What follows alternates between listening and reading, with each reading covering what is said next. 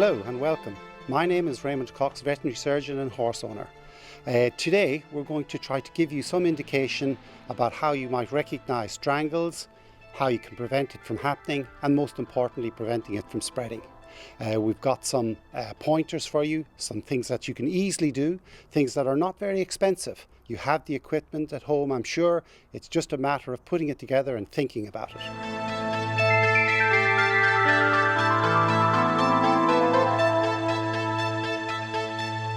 Strangles is a bacterial infection, not a virus, but a bacterial infection caused by Streptococcus equi. Signs of strangles classically will be, perhaps you'll notice your horse hasn't eaten up. His hay net will be left untouched. His morning feed will be left in the bowl. Your horse will be lethargic, dull. He may have swellings, classically in the neck area where his lymph nodes are raised. He will have a cough perhaps. He will have a discharge from his nose. And sometimes you may even find a burst abscess, pus discharging from abscesses under the jaw. And they're the classic signs of strangles. These signs may be very mild in some circumstances and they might be quite severe in others. But either way, you've got to take precautions.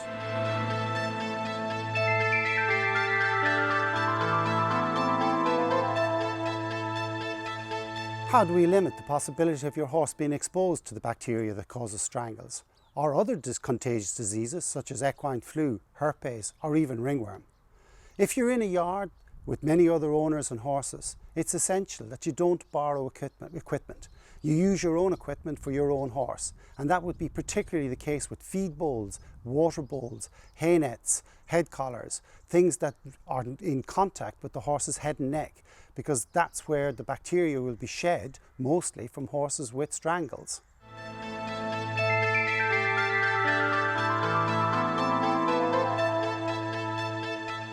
If you go to a show, or even to training or a pony club, what I would call a horse gathering in another yard, it is important that you behave appropriately, again to try to limit the transmission of any disease.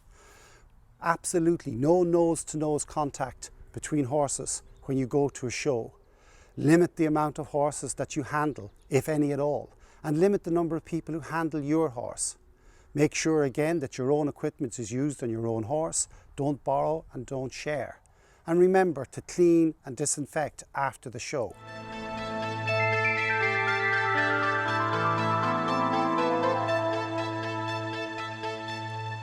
You've been off island to a competition, hopefully it's gone very well. You have your import permit, which you must have to bring your horse back onto the Isle of Man. And part of that import permit would require you to have a 14-day isolation period for that horse after it returns. A word of caution for those of you who would consider offering a lift, particularly to new buys coming onto the Isle of Man. Horses coming from unknown sources, particularly dealer yards, are high risk for carrying disease. So therefore, think twice about offering a lift to a horse that you don't know where it's come from. If you do offer a lift, then make sure that you record all the horses that share that lorry. Make sure you know where they're going. Advise everybody to adhere strictly to the isolation code for 14 days and disinfect really well after you get back to the Isle of Man.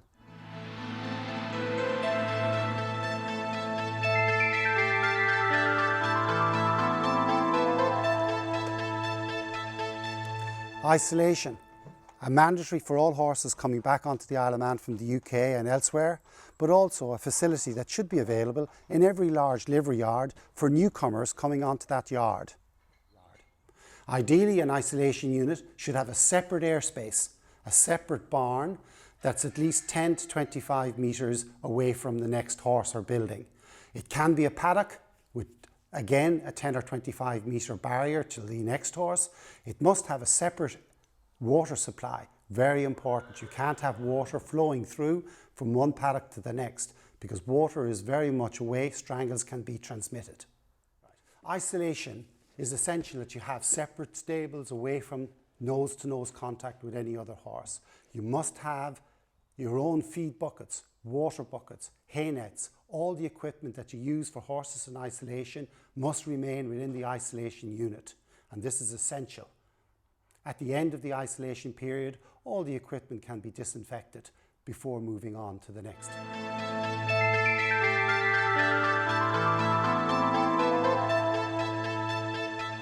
If you have a horse that's in isolation or a horse that you suspect has a disease that perhaps is contagious, working practices are essential to prevent you from transmitting that disease to further horses on the yard. I'm a very big fan of having waterproof outer clothing. It can be easily washed, disinfected. Bacteria tends not to live very easily on this type of clothing. However, cotton and jumpers, etc., bacteria can live in those very readily and they're very difficult to clean. So a simple outer waterproof set of clothing which would be left in the isolation unit. Put this on when you're coming to deal with the horses in isolation. It's a good idea to have a routine whereby the non-isolated horses are treated first and tended to. Then you get into your waterproof equipment, disinfect your boots, wear your latex gloves, and then deal with the isolated horses. At the end of which, you can readily dispose of the gloves, disinfect your boots, and hang up your waterproofs so they're left in the isolation unit. Strep equi is not a difficult bacterium to kill. Most disinfectants will kill it. Ordinary washing with soap will help to disinfect your hands. However, we like to use a product called Virkon S, which is very readily available. It's dilutable. You can make a solution that you can use for your boots. You can also use this to disinfect feed bowls, tack, and other utensils. I like the use of latex gloves, but if you don't have those, the use of any antibacterial hand gel will disinfect your hands.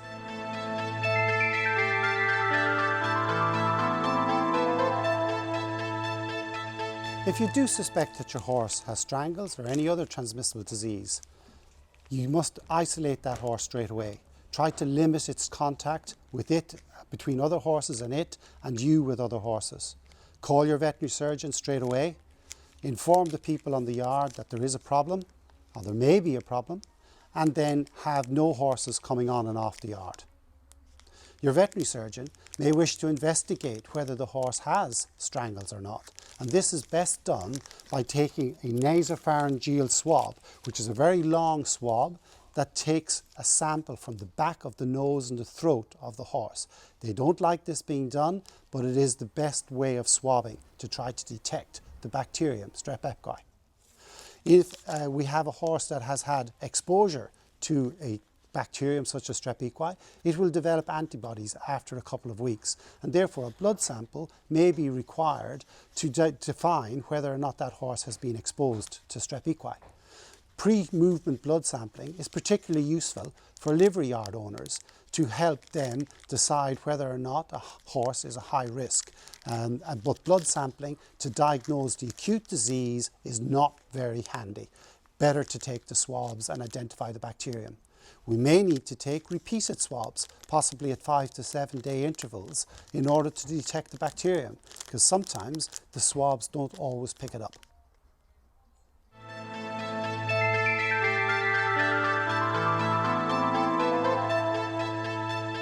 Strangles is not a notifiable disease, which means you do not have to declare it by law. However, you do have a duty of care to yourself and to your fellow horse owners to adhere to best practice. And that's what this video is about. We followed the strategy to eradicate and prevent strangles, and the website will appear on the screen for you to get further information. We do hope that you found this video of help, and don't be afraid of strangles, but do think about what you're doing and think about limiting the possibilities of transmission.